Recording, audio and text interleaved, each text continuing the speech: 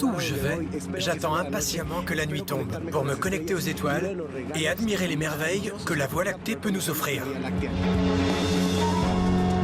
Il correspond exactement au mouvement du Soleil à l'horizon tout au long de l'année. Chaque aurore boréale est unique. On peut venir ici tous les jours et voir quelque chose de différent à chaque fois.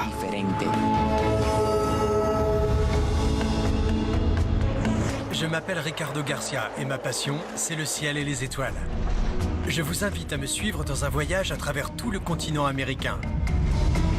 J'irai observer des aurores boréales, escalader des volcans à la recherche des origines de la vie, explorer des glaciers pour comprendre l'avenir de l'eau sur Terre, flotter comme un astronaute dans l'espace et découvrir des télescopes qui permettent d'observer les confins du cosmos. Partez avec moi à la découverte des merveilles de l'univers.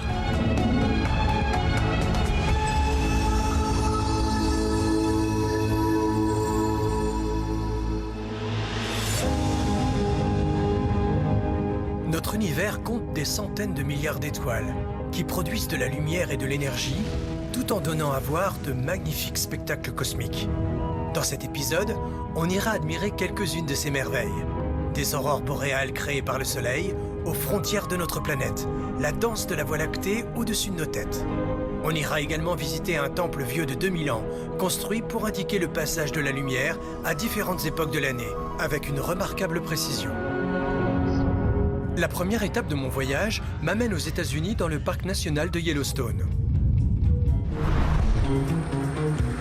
On est en route pour l'un des parcs les plus visités au monde. Yellowstone, aux États-Unis, qui s'élève sur un super volcan souterrain. On va aller voir les surprises qu'il nous réserve.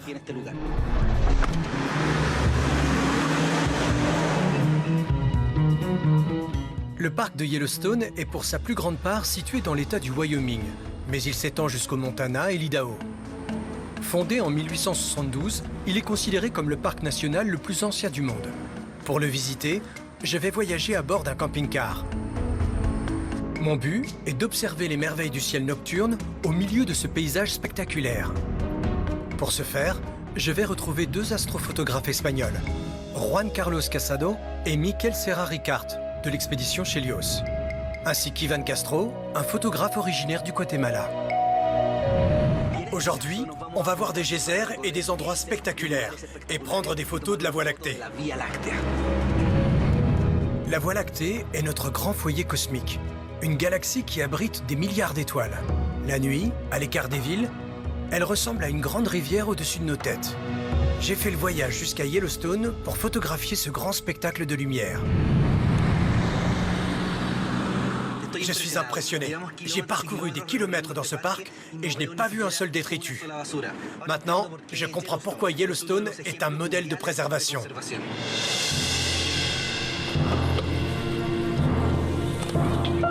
Tout à coup, il s'est mis à pleuvoir. Il y a des nuages et du tonnerre. Et on devait faire des photos du ciel. Je ne sais pas ce qui va se passer.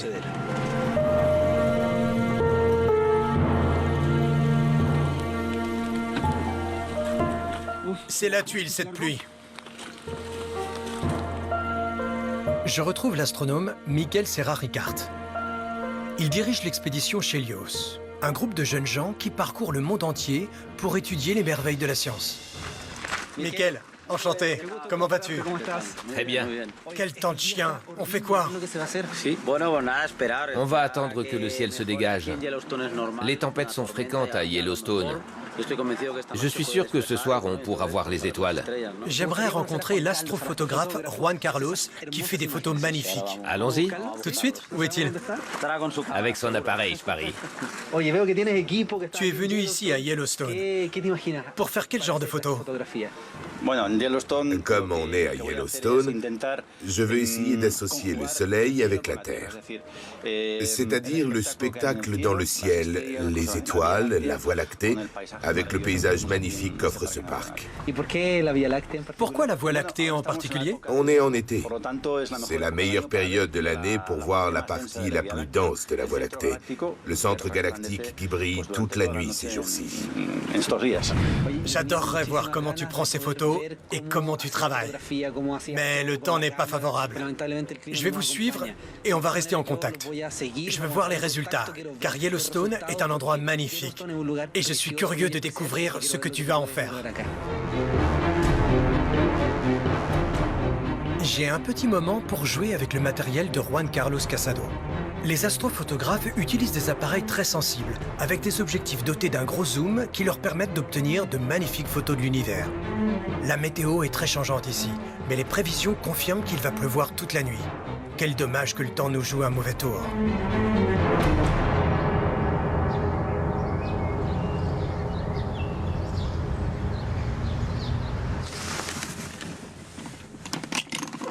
Je vais vous montrer comment on vit dans un camping-car. C'est compliqué à cause de l'espace. Ici, c'est l'endroit où on entrepose notre matériel et où on travaille. Juste à côté, c'est la cuisine, où Gonzalo s'occupe du petit déjeuner. Tu nous prépares quoi? Du café. Café et œufs brouillés. Ici, c'est le frigo, avec différentes choses. De l'eau, c'est très important, des œufs, il va falloir aller faire des courses. Là-haut, on a un congélateur avec des pizzas et de la viande. Maintenant, je vais prendre ma douche.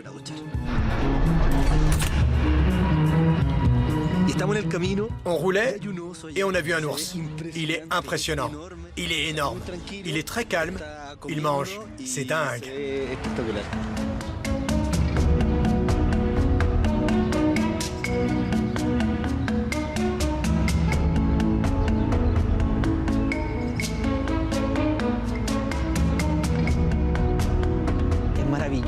C'est merveilleux de voir un animal aussi incroyable dans son élément naturel. À présent, j'ai rendez-vous avec l'astrophotographe Ivan Castro. On va essayer de photographier le ciel nocturne. Mais tant qu'il fait jour, on va en profiter pour découvrir les sites incontournables du parc. Il faut s'hydrater régulièrement, car on a beaucoup marché et le soleil tape. Je suis dans un endroit très spécial où va avoir lieu un grand spectacle. Tous ces gens sont réunis pour voir quelque chose d'exceptionnel. Je dirais qu'il y a au moins 1000 personnes. C'est bondé. Et on est tous très impatients. Ce geyser s'appelle Old Faithful, vieux fidèle, car depuis plus d'un siècle, il jaillit avec une régularité infaillible. C'est pour cette raison que les visiteurs se réunissent toutes les 90 minutes pour le regarder en action. Ça va bientôt commencer, et ça va durer entre 1 et 5 minutes. Il ne faut pas le rater. Ça commence, ça commence. Wow. Hey guys. Impressionnante ponctualité. Les prédictions étaient justes.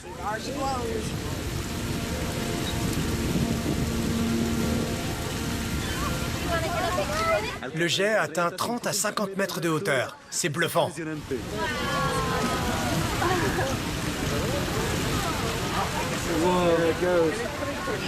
Ivan, que penses-tu de ce geyser, le Old Faithful? C'est incroyable. Le plus impressionnant, c'est sa ponctualité. Ils ont dit qu'il jaillirait à 17h et à 16h58, l'éruption a commencé. C'est complètement fou. Ce qui m'a frappé aussi, c'est le nombre de gens qui attendaient, leur appareil à la main. L'ambiance était très particulière. Et quand l'éruption a commencé, tout le monde était là. Waouh, waouh! Ils applaudissaient. Ta photo est réussie? Oui, tu veux la voir? Évidemment. Regarde. Oh, on le voit en entier. Spectaculaire, hein? Je suis content.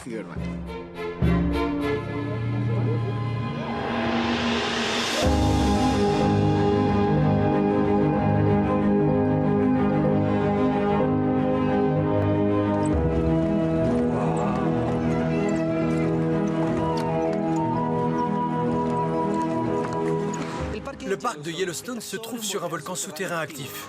Il compte plus de 200 geysers et plus de 1000 zones thermales. C'est un endroit extrêmement vaste et impressionnant.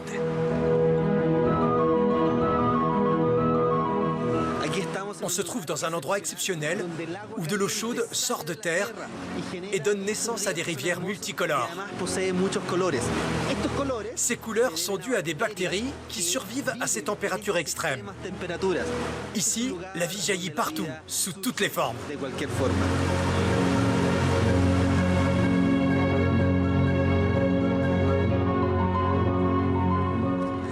Je suis étourdi par toutes ces couleurs. Il y a du jaune, du rouge, du vert. La variété de couleurs à l'intérieur de la Terre est impressionnante. L'eau chauffe, elle bout, puis elle jaillit. Et on la voit ici. C'est un phénomène incroyable qui nous montre que la Terre est une planète vivante, active. On en a la preuve ici. Et c'est trop beau.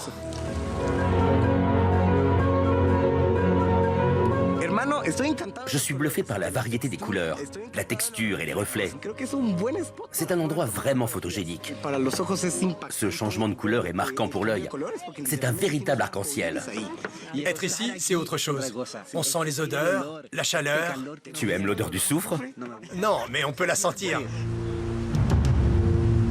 Avec Ivan, on va attendre que le soleil se couche et que les étoiles apparaissent dans le ciel. Et surtout, la Voie lactée. On veut prendre une photo de nuit au milieu de ce paysage magnifique. Nous voici devant l'un des geysers les plus spectaculaires de Yellowstone. C'est là qu'on va photographier le ciel nocturne rempli d'étoiles. Pourquoi m'as-tu emmené ici pour prendre des photos au milieu de ces fumerolles? C'est top. D'abord, on a un ciel plein d'étoiles, la Voie lactée au-dessus de nous. En plus, on est à Yellowstone. On a des geysers, ces merveilleuses sources chaudes. Du coup, on va associer les étoiles aux nuages. Et on verra ce que ça donne. Comme c'est une nouvelle lune, on n'a pas beaucoup de lumière. On va se débrouiller avec nos lampes électriques. Mais avant, j'ai une question. Veux-tu rester éveillé toute la nuit? Question difficile. Oui, bien sûr. Car je ne reviendrai pas à Yellowstone de sitôt. On va en profiter à fond. Oui, allons-y. C'est parti. Explique-moi ce que tu vas faire. Je vais commencer par une pause longue. C'est très important de le savoir, car j'ai besoin d'exposer mon appareil à la lumière. Quand on prendra nos photos, on éteindra nos lampes électriques. Et ce sont les étoiles et l'environnement qui nous donneront de la lumière. Je vais faire une pause de 30 secondes, avec un diaphragme bien ouvert et un ISO assez élevé. Toutes ces choses aideront mon appareil à recevoir de la lumière. Et après, je placerai la barre plus haut, avec des temps de pause encore plus longs. Je prendrai des photos qui seront des associations de plusieurs photos de 30 secondes chacune, pour assembler ensuite toutes les étoiles et simuler un cercle dans le ciel. Pourquoi as-tu besoin d'une pause aussi longue? Parce que l'appareil n'a pas de lumière propre. Il doit en recevoir le plus possible. Et plus la pause est longue, plus il reçoit de lumière. En gros, on va accumuler de la lumière pour obtenir le plus de détails possible? Exactement. Super.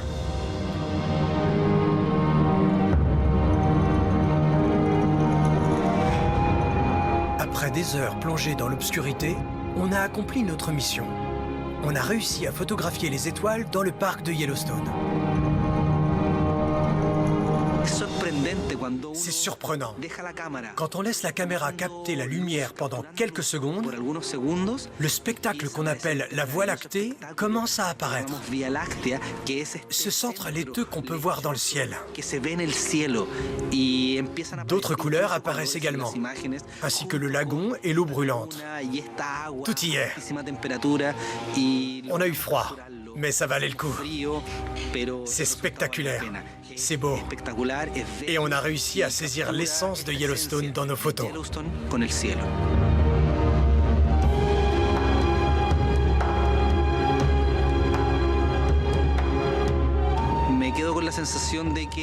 Finalement, ce n'est pas si compliqué de vivre une expérience unique avec la nature et le ciel étoilé. Le ciel est au-dessus de nos têtes depuis toujours. Il est présent depuis le début de l'histoire de l'humanité, dans les récits des peuples anciens. Et aujourd'hui, on a la chance de pouvoir en profiter. Il suffit de s'éloigner des villes et idéalement d'aller dans des endroits aussi magnifiques que Yellowstone pour pouvoir admirer les merveilles de notre univers.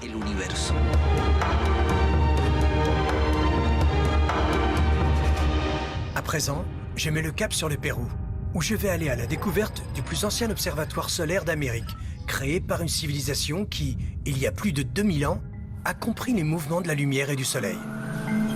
J'ai rendez-vous avec l'archéologue Ivan Ghezi, qui a consacré sa vie à l'étude des secrets de Chanquillo, un observatoire qui marque le passage du soleil tout au long de l'année. Il est l'œuvre d'un peuple mystérieux et inconnu de guerriers et de prêtres, bien antérieurs aux Incas. Ivan va me conduire à Chanquillo, à environ 350 km au nord de Lima. On veut admirer le coucher de soleil depuis cet ancien observatoire. Depuis quand connais-tu cet endroit ? Depuis plus de 10 ans. Et ça fait 20 ans que j'étudie la région. Mais je me concentre presque exclusivement sur Chanquillo depuis une dizaine d'années.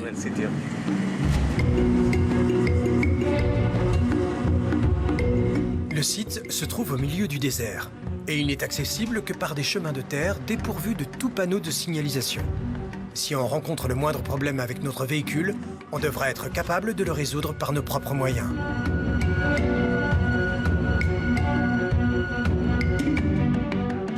Chanquillo est un grand centre cérémoniel qui s'étend sur plus de 2000 hectares. Il a été construit comme un lieu dédié au culte solaire. Il a deux caractéristiques remarquables.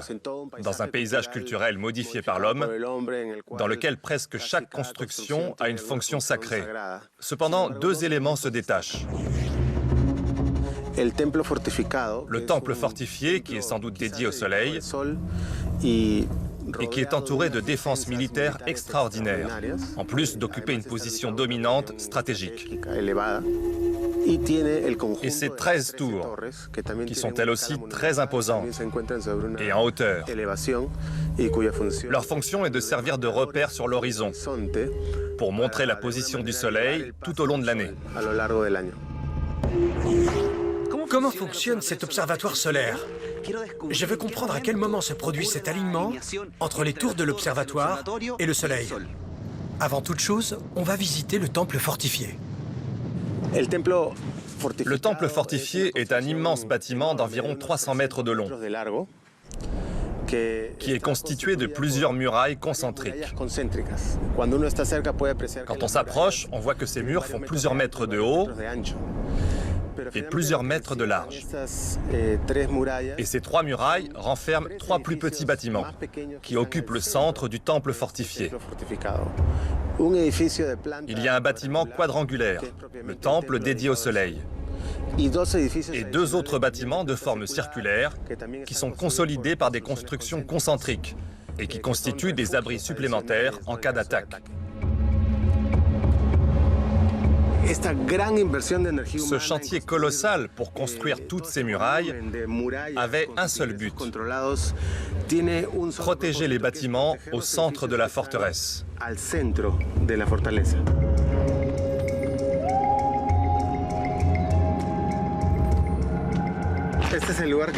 C'est l'endroit que je voulais te montrer. D'ici, on peut voir que le temple dédié au culte du soleil est aligné sur le lever du soleil. Lors du solstice de décembre, sur le sommet de cette montagne qu'on voit à l'horizon. Cette orientation très particulière et très précise permettait aux rayons de lumière d'éclairer certaines parties du bâtiment uniquement le 21 décembre. De cette façon, il connaissait cette date avec exactitude.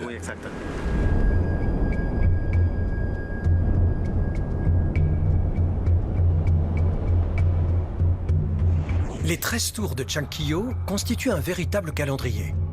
Elles indiquent le moment exact du lever du soleil à différentes périodes de l'année. Elles marquent ainsi le passage des saisons, les solstices et les équinoxes.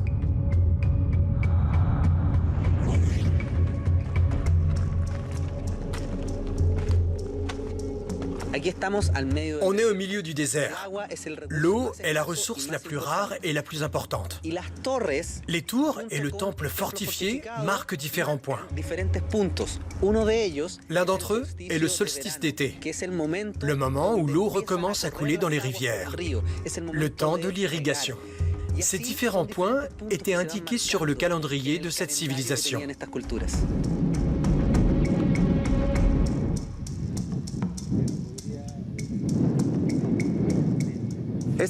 Ce site a été construit par une société très puissante qui vénérait le soleil. On ne sait pas quelle langue ils parlaient, quels vêtements ils portaient, ni la nature de leur tradition funéraire. Mais on a quelques informations sur leur régime alimentaire. Et on sait beaucoup de choses sur leur architecture et leur culte du soleil. Peut-être qu'à l'avenir, on pourra parler d'une culture Chankillo. Mais pour l'instant, on sait simplement que c'était une société suffisamment organisée pour mener un chantier de construction à grande échelle. Suffisamment organisée pour transformer la vallée de Casma en une région très fertile, qui accueillait une population importante et dont l'influence s'étendait aux vallées avoisinantes.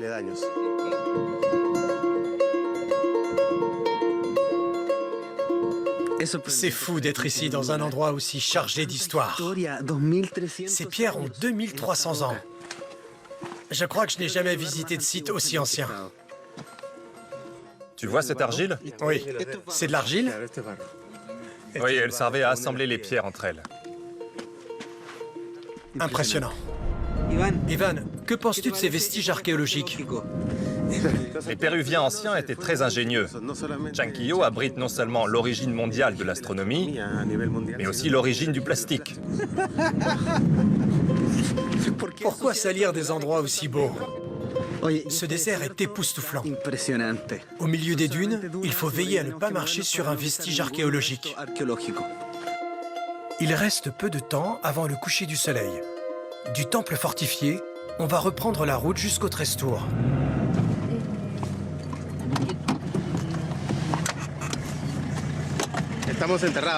Notre roue arrière gauche est enlisée dans le sable. On peut essayer de pousser la voiture pour voir si on arrive à la dégager. On s'est enlisé dans le sable qui se déplace à cause du vent. Et il faut qu'on se dégage de là. Quand Ivan m'a dit qu'on partait à l'aventure, je ne l'ai pas cru. Il avait raison pourtant.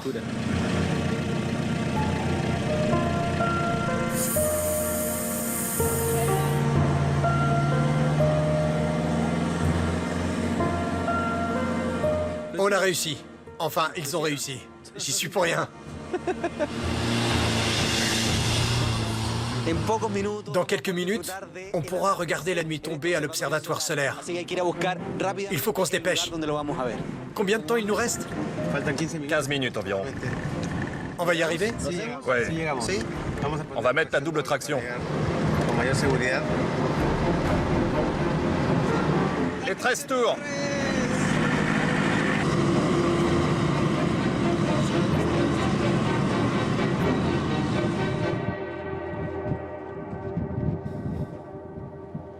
On est arrivé. Cet endroit est merveilleux. Je suis tombé amoureux de cet observatoire. Dans une poignée de minutes, on va voir le soleil se coucher sur les tours.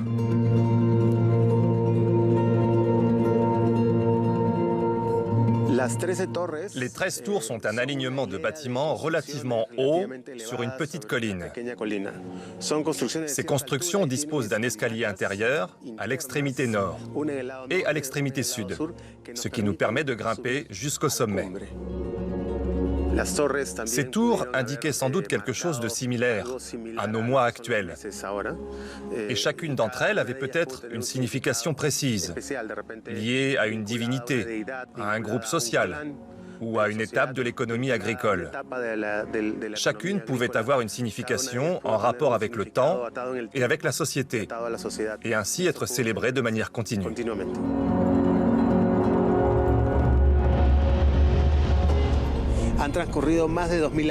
Il s'est écoulé plus de 2000 ans depuis leur construction. Mais l'alignement entre les tours et le soleil est toujours visible. C'est vraiment une expérience unique.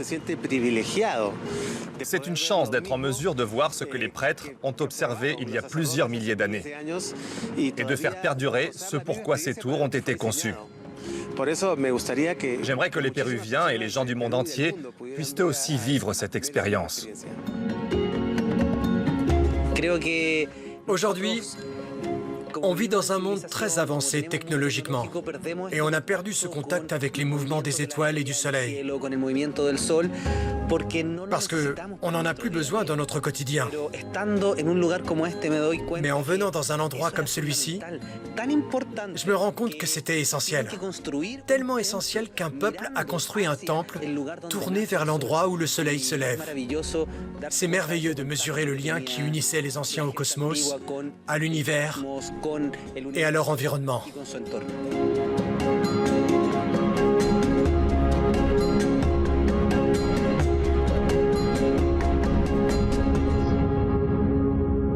À présent, je vais rejoindre la ville de Yellowknife, l'ultime étape de mon voyage, à l'intérieur du cercle polaire arctique, dans l'espoir d'observer une aurore boréale.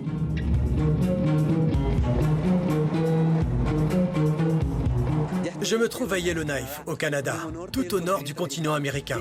Je suis venu jusqu'ici pour pouvoir vivre une expérience dont je rêve depuis toujours et qui n'est visible qu'au-delà du cercle polaire arctique, une aurore boréale.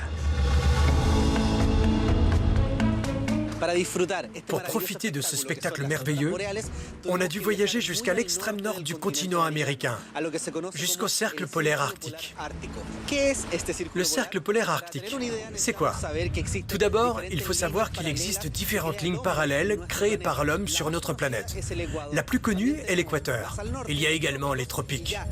Et à l'extrémité nord et à l'extrémité sud du globe, il y a les cercles polaires. Au-delà de ces lignes, on peut observer ce spectacle unique que sont les aurores boréales. Ici, en hiver, il fait tellement froid que tout est gelé, ce qui crée de grandes étendues. En ce moment, elles sont inaccessibles. Mais en hiver, des camions et toutes sortes de véhicules peuvent rouler dessus. Je vais à la rencontre de pêcheurs locaux pour qu'ils me parlent de ces aurores. Vous aimez vivre ici? C'est le paradis. Pourquoi? Regardez, de l'eau douce, tous les poissons que je veux dans le lac. Je peux chasser quand je veux. C'est chez moi ici. Vous voyez des aurores boréales depuis toujours? Depuis toujours. C'est la routine pour moi. Mais c'est magnifique.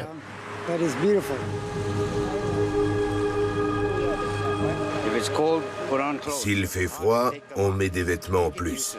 S'il fait chaud, on les enlève. On s'habitue au froid. C'est agréable. L'air est toujours frais. On va pêcher. En hiver, on fait un trou dans la glace et on attrape les poissons. La vie est belle. Vous aimez les aurores boréales? Je les adore. Quand j'étais petit, ma mère disait de ne pas siffler, car quand on siffle, elle se déplace comme si elle voulait disparaître.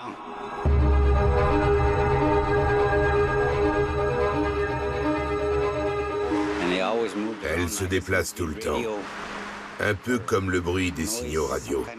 C'est un phénomène que je ne comprends pas du tout. Je me rends au bord d'un lac, à la périphérie de Yellowknife, où je vais passer la nuit dehors pour guetter l'aurore. Je suis très ému, car c'est la première fois de ma vie que je vais voir ce spectacle dans le ciel.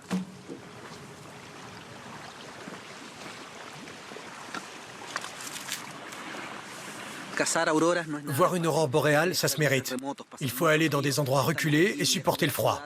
Ici, on est loin de la ville, loin de la pollution lumineuse. J'espère que ce feu va tenir. Je dois attendre jusqu'à minuit. C'est tard, mais le coucher du soleil dure longtemps dans cette région. Et voir une aurore, c'est la loterie. Tout dépend de l'activité solaire. Je croise les doigts.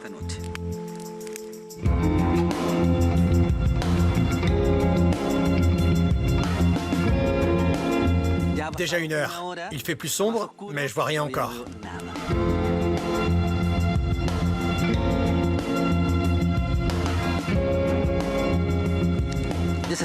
Je commence à voir des étoiles, mais aucun signe de l'aurore. J'espère qu'il y aura une tempête solaire, mais je commence à perdre espoir. C'est fascinant de regarder des aurores boréales et de penser à leur origine, car ce sont des particules qui proviennent du Soleil, à 150 millions de kilomètres, et qui touchent littéralement notre planète.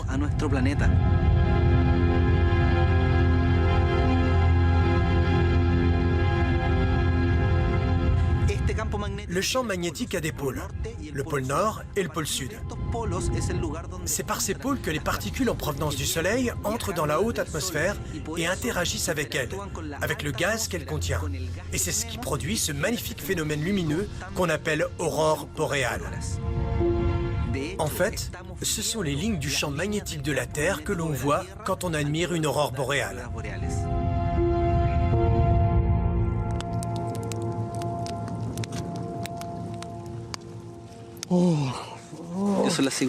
Il est 5 heures du matin. J'ai passé toute la nuit à braver le froid et la faim. Le ciel n'est pas favorable. Il n'y a pas d'activité solaire, donc j'ai pas réalisé mon rêve. Je verrai si j'ai plus de chance demain, en espérant que le ciel ne se couvre pas.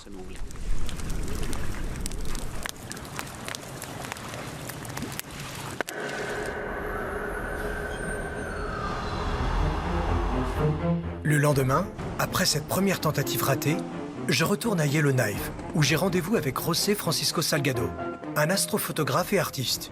Il a voyagé aux 4 coins du monde pour prendre des photos spectaculaires. José Francisco va m'aider à réaliser mon rêve, voir une aurore boréale.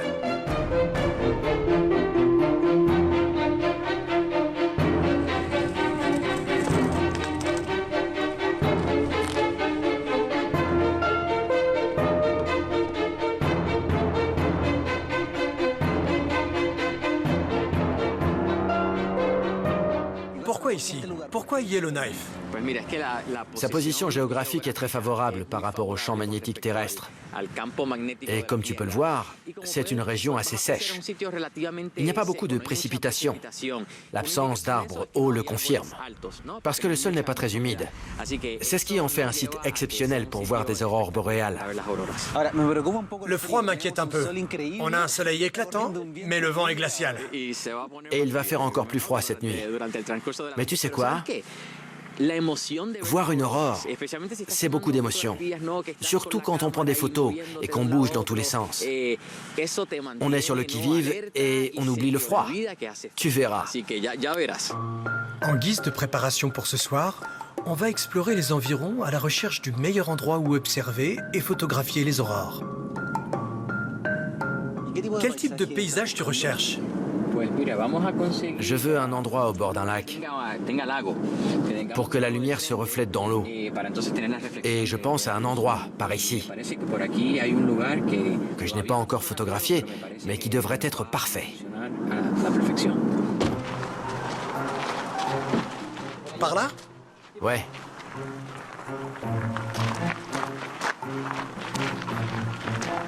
Où est-ce qu'on s'installe? Je pense que dans cette direction, là-bas, au fond, on pourra prendre de bonnes photos. Pas mal, non? En tant qu'astronome, je tiens beaucoup à vulgariser la science. Et personnellement, je le fais à travers l'art, en réalisant des films symphoniques.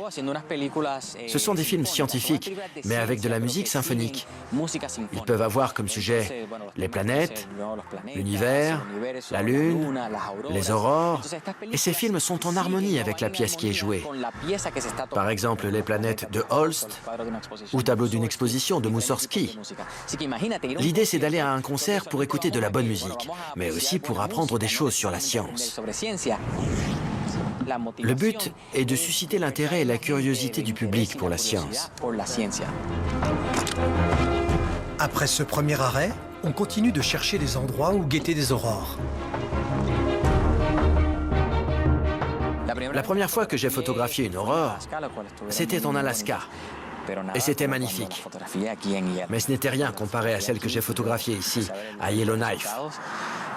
Quand j'ai commencé à voir les résultats, ma première nuit ici a été fructueuse, au point que j'ai retardé mon vol 2 fois, parce que je ne voulais plus partir. Je suis resté 9 jours pour photographier des aurores.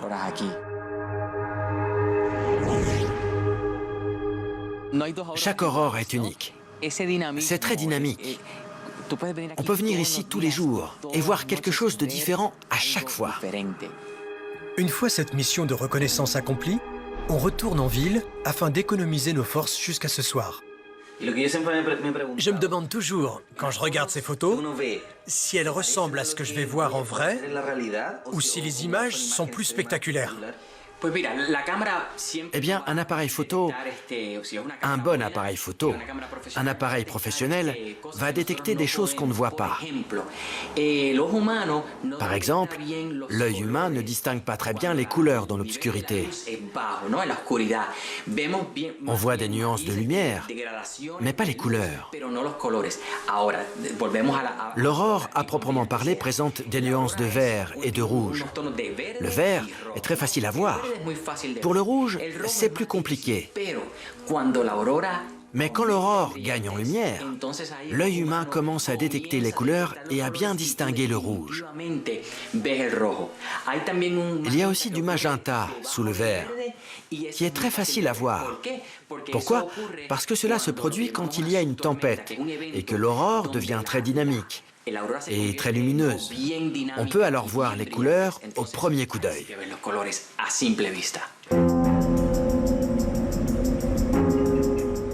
La nuit tombe et avec elle, j'ai une nouvelle chance d'admirer une aurore boréale. Cette fois, le ciel est bien dégagé et plein de promesses. On arrive à l'endroit où on va guetter l'aurore. C'est une nuit magnifique. On est surpris parce qu'on distingue déjà des lumières au coucher du soleil. J'ai envie de descendre et de les regarder tout de suite. C'est hallucinant. C'est une nuit absolument incroyable. On vient d'arriver sur place et il y a déjà ces lumières dans le ciel, alors que le soleil vient de se coucher.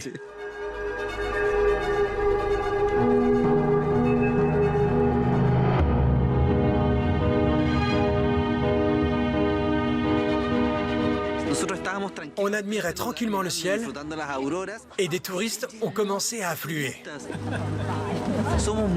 On est nombreux à assister à ce spectacle unique. On est sans voix.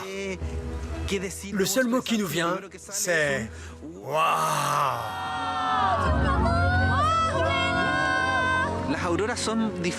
Toutes les aurores sont différentes. Certaines sont immobiles, d'autres se déplacent. Quelques-unes se déplacent très vite, d'autres sautent et bougent sans cesse. On dirait un peu un rideau qui couvre tout ce qui nous entoure. Un jeu de lumière incroyable.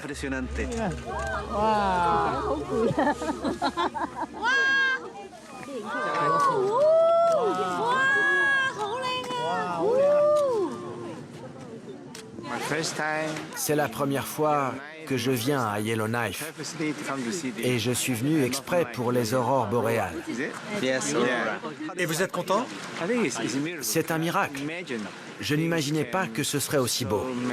C'est une expérience unique qui vaut vraiment la peine. Je distingue un peu de rouge. Vous le voyez? Oui, je vois un peu de rouge. Vous avez une meilleure vue que moi. Le vert est tellement intense par endroits. Ces aurores ne sont pas rouges, elles sont roses. Rose? Le rouge est difficile à voir. Donc c'est rose. Rose et violet. Rose et violet. Oui.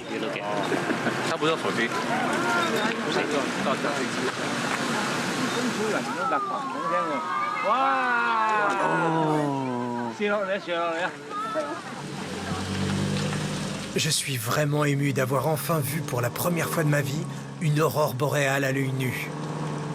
Je me demande si ces lumières tellement intenses dans le ciel présentent un risque pour nous sur Terre. La planète Terre nous protège de ces particules énergétiques de deux manières. Le champ magnétique fait office de bouclier et la majorité de ces particules ne pénètrent pas dans l'atmosphère. Les particules qui y parviennent se heurtent pour la plupart à l'atmosphère, aux gaz présents dans l'atmosphère. Donc on est protégé et c'est sans danger. En fait, ces aurores se produisent dans la haute atmosphère, à 75 ou 100 km de hauteur, c'est-à-dire très loin de la surface de la Terre. Il n'y a pas de risque.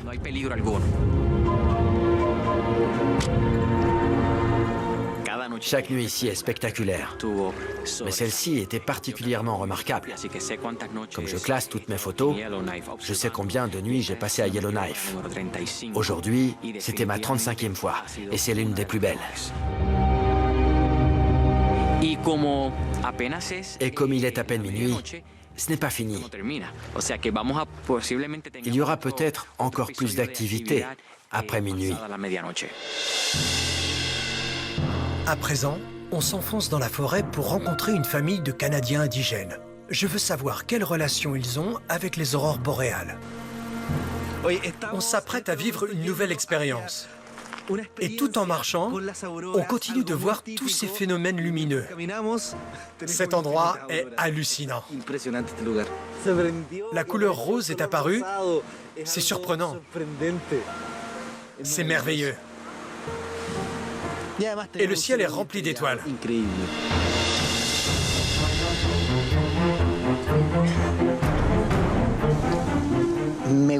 J'aimerais pouvoir expliquer ce que je vois, mais c'est impossible.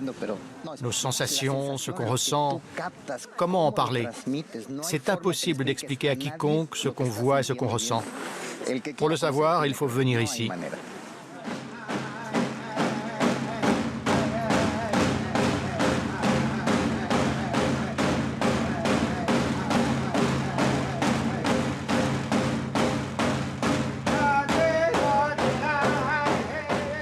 Il existe plusieurs histoires sur les aurores boréales. Dans notre langue, on les appelle Naoka. L'une d'entre elles raconte que les aurores aident les guérisseurs qui vont dans différents endroits où les gens sont malades.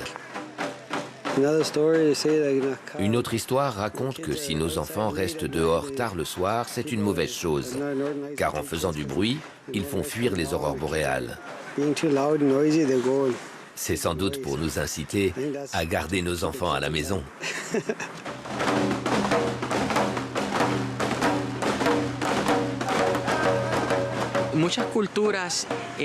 Beaucoup de cultures indigènes ont toujours été fascinées par les aurores boréales. Elles pensaient qu'elles représentaient les esprits de leurs proches et de leurs ancêtres décédés. Certaines personnes ont vu des enfants jouer au football dans le ciel, surtout quand les aurores sont très actives.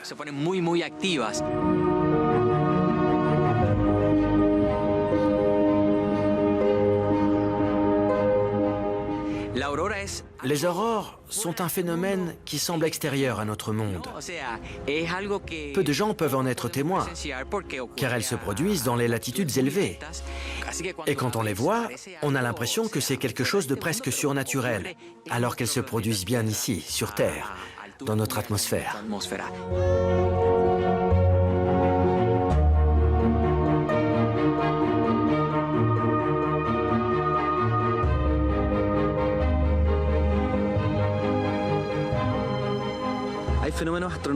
Il y a des phénomènes astronomiques que tout passionné se doit de voir. Et les aurores boréales font partie des choses que j'ai toujours rêvé d'observer un jour. J'avais vu plein de photos et de vidéos, mais je n'imaginais pas que ce serait aussi spectaculaire. Où qu'on regarde, il y a des lumières qui dansent et des couleurs. Je suis très ému. Je ne peux pas les quitter des yeux. Quand je serai de retour à Santiago, je ne pourrai plus les voir.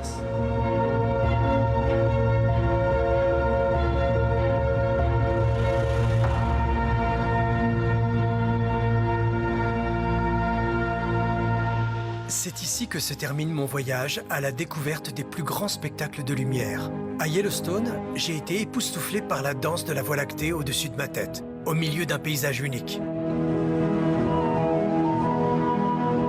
Au Pérou, j'ai appris qu'une culture très ancienne était parvenue à créer un calendrier solaire basée sur l'observation des positions du Soleil sur l'horizon.